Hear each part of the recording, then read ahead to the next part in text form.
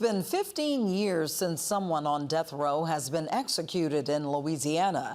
The governor and attorney general say it's time to resume executions for those sentenced to die.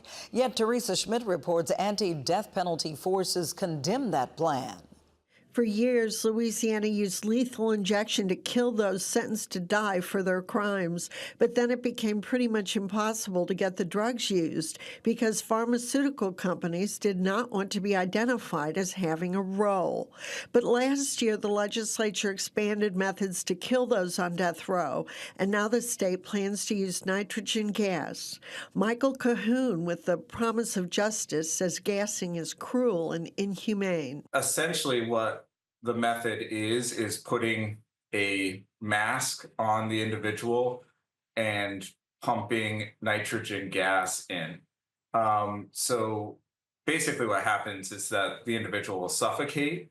How long that takes, what their experience is like during that time isn't very well known. But Attorney General Liz Murrill agrees with the governor that it's time to resume executions. There are a lot of victims and their families who deserve the justice that was promised to them when the people were sentenced to death. This is a method that's been successfully used in Alabama, and it's been litigated all the way up through the United States Supreme Court. I don't believe that it is cruel and unusual, and I think that we've resolved that issue through the Alabama litigation. Another issue, says Cahoon, is that if someone is wrongly convicted and executed, there's no way to remedy the problem.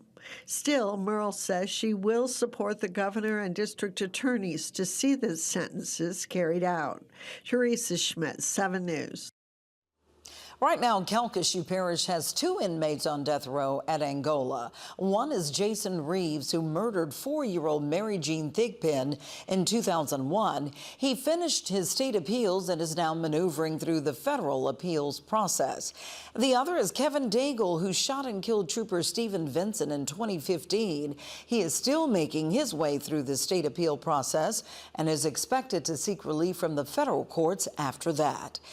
But it's neither Kevin Daigle or Jason Reeves who would be up next for execution. Instead, the first person executed in Louisiana in 15 years could be Christopher Sepulvado. He was convicted in 1993 of killing his 6-year-old stepson in DeSoto Parish. A judge has just signed an execution warrant for Sepulvado. That's the only active warrant for a Louisiana death row inmate. The execution date is set for March 17th.